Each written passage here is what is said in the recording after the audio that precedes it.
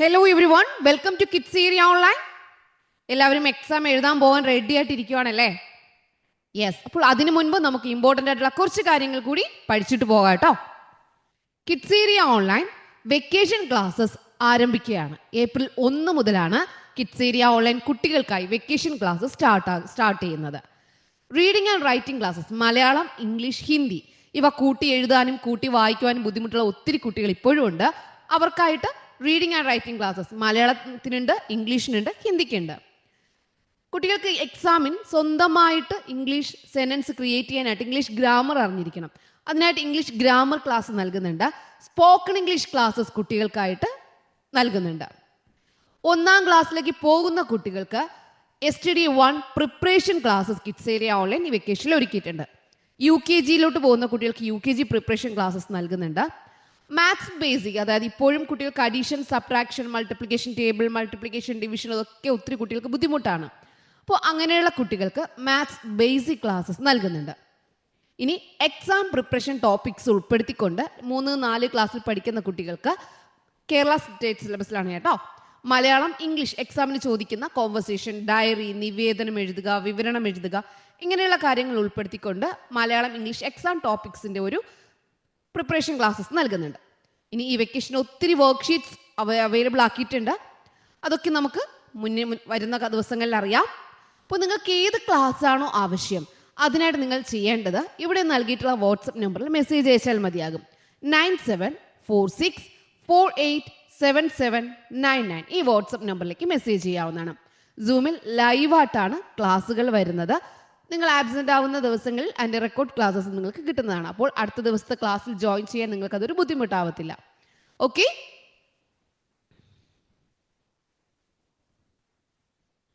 ആദ്യം നമ്മൾ പഠിക്കാനായിട്ട് പോകുന്നത് കടങ്കഥകളാണ്. പച്ചക്കറികളിലുള്ള കടങ്കഥകൾ. ഇതിൻ്റെ പേര് നിങ്ങൾക്കറിയാവോ? ഈ പച്ചക്കറികളുടെ പേരൊന്ന് ആദ്യം പറഞ്ഞേ. ഇതെന്താണ്? ചേന. ഇതേത് പച്ചക്കറിയാണ്? ചേന. ഇതേത് പച്ചക്കറിയാണ്? ക്യാരറ്റ്. ഇതോ? കുമ്പളങ്ങ. എന്താണ്? കുമ്പളങ്ങ. ഇതേത് പച്ചക്കറിയാണ്? തക്കാളി. ഇതോ? മത്തൻ. കാളകിടക്കും കയറോടും മത്തൻ. ഇതെന്താണ്? മുരിങ്ങക്കായ. മുരിങ്ങക്കായ. ഓക്കെ, അപ്പോൾ ഈ ചിത്രങ്ങളുടെ പേര് മനസ്സിലായില്ലേ? മനസ്സിലായി. അപ്പോൾ ഇതിപ്പോൾ നിങ്ങൾക്ക് അറിയാവുന്ന പച്ചക്കറികളുടെ പേര് എഴുതാൻ പറഞ്ഞാൽ എഴുതുക. പച്ചക്കറികളുടെ ചിത്രം തന്നിട്ട് ഈ പച്ചക്കറിയുടെ പേരുകൾ എഴുതുക എന്ന് പറഞ്ഞാൽ അതും എഴുതാനായിട്ട് പഠിക്കണം. ഓക്കെ, ഇനി അടി, പാറ, നടുവടി, തലക്കാട്. ഏതാണ്? ഏത് വെജിറ്റബിൾ ആണ്? ഏതാണ്? അടി, പാറ, നടുവടി, തലക്കാട് ഏതാണെന്നറിയാവോ? ദാ ഈ കാണുന്നത് തന്നെയാണ് ചേന. എന്താ? ചേന. ഇത് പാറ പോലെ ഇരിക്കുന്നേ, അതുകൊണ്ടാണ് കേട്ടോ അടിപ്പാറ. ഇത് മണ്ണിനടിയിലാണ് പാറ പോലെ. എന്നിട്ട് അതിൻ്റെ കമ്പ്, തണ്ടിനെയാണ് നടുവടി എന്ന് പറയുന്നത്. അതിൻ്റെ ഇല അതിനാണ് തലക്കാടെന്ന് പറയുന്നത്. കയ്പുണ്ട്, കാഞ്ഞിരമല്ല. കയ്പുണ്ട്. കയ്പുള്ള പച്ചക്കറി ഏതാണെന്ന് നിങ്ങൾക്കറിയാം. ഏതാ? അതിന് മുള്ളുണ്ടോ? ആ പച്ചക്കറിക്ക് മുള്ളുണ്ടോ? പുറത്ത് മുള്ളുണ്ടോ? ഉണ്ട്. വാലുണ്ട്. അതിൻ്റെ ഞെട്ടിൻ്റെ സ്ഥലത്ത് ചെറിയ വള്ളി പോലെ ഉണ്ടാവും, അതിന് വാലുണ്ട്. വാനരനല്ല. ഏതാണ്? നിങ്ങൾ പറഞ്ഞത് തന്നെയാണ്, പാവയ്ക്ക. ഏതാ? പാവയ്ക്ക. ഇനി മണ്ണിനുള്ളിൽ, അതായത് മണ്ണിൻ്റെ അടിയിൽ പൊന്നമ്മ. പൊന്നിൻ്റെ നിറമുള്ളത് ഏതാ? മഞ്ഞൾ. എന്താണ് ഉത്തരം? മഞ്ഞൾ. ഇത്രയും മനസ്സിലായല്ലോ. അടുത്തത് നോക്കാം. നിങ്ങൾക്കിതിൽ ഒത്തിരി പച്ചക്കറികൾ പഠിക്കാൻ കഴിയും. ഇതിൽ പച്ചക്കറികൾ ഏതൊക്കെയാണ്?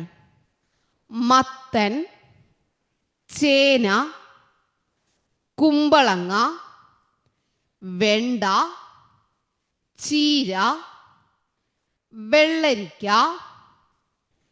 നേന്ത്രക്കായ, പടവലം, മുരിങ്ങക്കായ, വെളുത്തുള്ളി, ചുവന്നുള്ളി, കറിവേപ്പില, മല്ലിയില അല്ലെങ്കിൽ മല്ലിച്ചപ്പ്, ഇഞ്ചി, പച്ചമുളക്. ഇതെല്ലാം എന്താ? പച്ചക്കറികളാണ്. മത്തനുണ്ട്, ചേന, കുമ്പളങ്ങ, വെണ്ട, ചീര, വെള്ളരിക്ക, നേന്ത്രക്കായ, പടവലം, മുരിങ്ങക്കായ, വെളുത്തുള്ളി, ചുവന്നുള്ളി, കറിവേപ്പ്, മല്ലിച്ചപ്പ്, ഇഞ്ചി, പച്ചമുളക്, ഇങ്ങനെ ഒത്തിരി പച്ചക്കറികൾ നമുക്ക് ചുറ്റുമുണ്ട്. ഇതിൽ ഇലകളായിട്ടുള്ളത് ഏതൊക്കെയാണ്? ഇലകളായിട്ടുള്ളത് ഏതാ? ചീര എന്താണ്? ഇലയാണ്. ചീര ഇലയാണ്.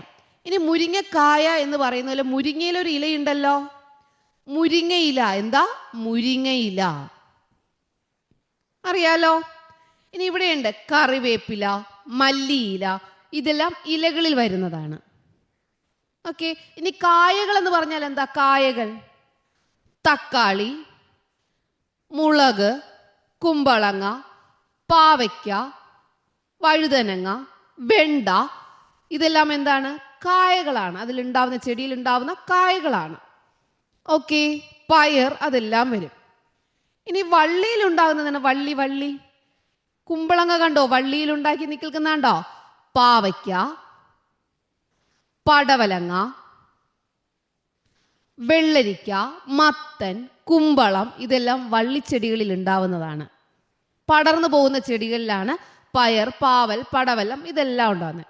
ഇനി തക്കാളി ആണെങ്കിലോ ചെടിയിൽ നിന്ന് പറിച്ചെടുക്കുക ചെയ്യുന്നത്. ചെടിയിലാണ്. കുറ്റിച്ചെടി പോലെയുള്ള ചെടിയിലാണ്. അപ്പോൾ ഏതാണ് വരിക? കുറ്റിച്ചെടിയല്ല, അതുപോലെ തണ്ടോടുകൂടിയ ചെടികൾ, സ്ട്രെയിറ്റ് ആണ് നിൽക്കുന്ന ചെടികൾ. വെണ്ട, തക്കാളി, മുളക്, കത്തിരിക്ക, വഴുതനങ്ങ, ഇതെല്ലാം എന്താ? ചെടികളിൽ ഉണ്ടാകുന്നതാണ്. ഓക്കെ. കുറച്ച് കാര്യങ്ങൾ മനസ്സിലായില്ലേ? പച്ചക്കറികളുടെ പേരും ഇലക്കറികൾ ഏതൊക്കെയാണെന്നും കായ്കൾ ഏതൊക്കെയാണെന്നും മനസ്സിലായില്ലേ? മനസ്സിലായി. ഇവിടെ നോക്കിയേ, ഇവിടെ കുറച്ച് ടോയ്സ് ഉണ്ട്. ആ ടോയ്സ് എത്ര എണ്ണം വീതമുണ്ട് എന്ന് ആദ്യം കണ്ടുപിടിച്ചെഴുതണം. കാർ, എത്ര കാർ ഉണ്ട്? 1 2 3 4 5. ഇനിയുണ്ടോ? ഇല്ല. അപ്പോൾ എത്ര കാർ ഉണ്ട്? 5. ബോൾ, എത്ര ബോൾ ഉണ്ട്? 1 2 3. ഇനിയുണ്ടോ? ഇല്ല. അപ്പോൾ 3 ബോൾ. ബാറ്റ്, എത്ര ബാറ്റ് ഉണ്ട്? 1 2 3 4. എത്ര ബാറ്റ് ഉണ്ട്? 4. ഇതുപോലെ പിക്ചേഴ്സ് തന്നിട്ട് കൗണ്ട് ചെയ്ത് എഴുതാൻ പറയും. ടെഡി ബെയർ, എത്ര ടെഡി ബെയർ ഉണ്ട്? 1 2 3 4. യെസ്, 4. ഇനി ഫ്ലവർ, എത്ര ഫ്ലവർ ഉണ്ട്?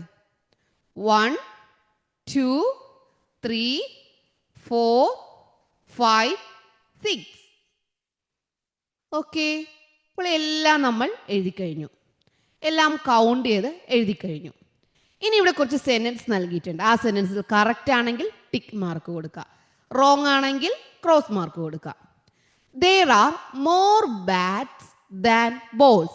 ബോളിനേക്കാൾ കൂടുതൽ ബാറ്റ് ഉണ്ട്. ബോളും 3 ആണ്, 3 ആണ്. ബാറ്റ് 4 ആണ്. ശരിയല്ലേ? ബോളിനേക്കാൾ കൂടുതൽ ബാറ്റ് ഇല്ലേ? യെസ്, കറക്റ്റ് ആണ്. അപ്പോൾ എന്ത് ചെയ്യണം? ടിക്ക് മാർക്ക് കൊടുക്കുക. There are less flowers than bears. ഇവിടെ ടെഡി ബിയർസ് ഉണ്ടല്ലോ, അതിനേക്കാളും കുറവാണ് ഫ്ലവേഴ്സ്. ശരിയാണോ? ടെഡി ബിയർ 4 എണ്ണം ഉണ്ട്. 4നേക്കാളും കുറവാണോ 6? അല്ല. അപ്പോൾ അത് തെറ്റാണ്. ക്രോസ് മാർക്ക് കൊടുക്കുക. Number of bears and cars is the same. ഈ ബെയറുകളുടെ എണ്ണം, ടെഡി ബിയറിന്റെ എണ്ണവും കാറിന്റെ എണ്ണവും തുല്യമാണ്. ആണോ? ടെഡി ബിയർ 4 ആണ്, കാർ 5 ആണ്. സെയിം ആണോ? നോ. അപ്പോൾ cross mark. There are no toys of the same number. Same നമ്പറിലുള്ള ടോയ്സ് ഇല്ല. ബാറ്റും ടെഡി ബിയറും 4 4 അല്ലേ? സെയിം നമ്പർ അല്ലേ? അപ്പോൾ അതും തെറ്റാണ്. ഓക്കെ, മനസ്സിലായോ? അപ്പൊ ഇതുപോലൊരു ചോദ്യം വന്നാൽ എല്ലാവരും കറക്റ്റായിട്ട് എഴുതണം കേട്ടോ. ഇവിടെ നോക്കിയേ, കുറച്ച് ഡോൾസ് ആണ്. ഈ ഡോൾസിന്റെ പ്രൈസ് എഴുതിയിട്ടുണ്ട്. 25 70 53 38 92 85. ഇതിൽ ഹൈയസ്റ്റ് പ്രൈസ് ഏതാണ്? എങ്ങനെ നമുക്കറിയാൻ പറ്റും? ഇതിന്റെ സ്റ്റാർട്ടിംഗ് നമ്പർ നോക്കുക. 2 7 5 3 9 8. അതിൻ്റെ സ്റ്റാർട്ടിംഗ് നമ്പർ നോക്കിയിട്ട് ഏറ്റവും വലിയ നമ്പർ നോക്കുക. 1 2 3 4 5 6 7 8 9. ഏറ്റവും വലുത് ഏതാ? 9. ഇപ്പം 9ൽ തുടങ്ങുന്ന നമ്പർ ഉണ്ടെങ്കിൽ അതായിരിക്കും വലുത്.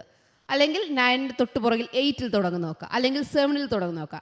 ഇവിടെ 9ൽ തുടങ്ങുന്ന നമ്പർ ഉള്ളതിനാൽ ഏറ്റവും ഹയസ്റ്റ് എമൗണ്ട് ഏതാണ്? 92. ഇനി ലോവസ്റ്റ് ഏറ്റവും ചെറിയ എമൗണ്ട് 1ൽ സ്റ്റാർട്ട് ചെയ്യുന്ന നമ്പറാണ് ഏറ്റവും ചെറിയ. അപ്പോൾ 10ന് താഴോട്ടുണ്ടോ എന്ന് നോക്കുക. 10ന് താഴോട്ടില്ല. അപ്പോൾ ഇനി 1ൽ സ്റ്റാർട്ട് ചെയ്ത നമ്പർ ഉണ്ടോ? ഇല്ല. 2ൽ സ്റ്റാർട്ട് ചെയ്യുന്ന നമ്പർ ഉണ്ടോ? ഉണ്ട്. 25. അപ്പോൾ ഏറ്റവും ചെറിയത് ഏതാണ്? 25ൻ്റെതാണ്. Write the price from the highest to the lowest in order. ചെറുതിൽ നിന്ന് വലുതിലേക്ക് എഴുതുക. അപ്പോൾ ഏറ്റവും വലുത് വലുതിൽ നിന്ന് ചെറുതിലേക്ക് എഴുതുക. ഏറ്റവും വലുത് നമുക്കറിയാം 92. 9ൽ സ്റ്റാർട്ട് ചെയ്ത് കഴിഞ്ഞാൽ അടുത്ത് 8 ആണ് ഏറ്റവും വലുത്, 85. 8ൽ സ്റ്റാർട്ട് ചെയ്ത നമ്പർ കഴിഞ്ഞാൽ ഇനി 7 ആണ് ഏറ്റവും വലുത്, 70. 7 കഴിഞ്ഞാൽ 6 ആണ് ഏറ്റവും വലുത്, 6ൽ തുടങ്ങുന്ന നമ്പേഴ്സ് ഇല്ല. അടുത്ത് 5 ആണ് ഏറ്റവും വലുത്, 5, 53. 5 കഴിഞ്ഞാൽ 4ൽ തുടങ്ങുന്ന നമ്പേഴ്സ് ആണ് ഏറ്റവും വലുത്, 4ൽ തുടങ്ങുന്ന നമ്പേഴ്സ് ഇല്ല. അത് കഴിഞ്ഞാൽ 3ൽ തുടങ്ങുന്ന നമ്പേഴ്സ്, 38. 3 കഴിഞ്ഞാൽ 2വിൽ സ്റ്റാർട്ട് ചെയ്യുന്ന നമ്പർ 25. അടുത്ത് 1ൽ സ്റ്റാർട്ട് ചെയ്യുന്ന നമ്പർ ഇല്ല. അപ്പോൾ ഇത്രയുമാണ് ഹയസ്റ്റ് ടു ദ ലോവസ്റ്റ് ആയിട്ട് എഴുതേണ്ടത്. അപ്പോൾ എല്ലാവർക്കും മനസ്സിലായോ? എഴുതാൻ മനസ്സിലായോ? ആരും തെറ്റിക്കില്ലല്ലോ? തെറ്റാതെ എഴുതുമല്ലോ. ഇങ്ങനത്തെ ചോദ്യം വന്നാൽ എല്ലാവരും തെറ്റാതെ എഴുതുമല്ലോ. Yes. Okay children, bye bye. Thank U.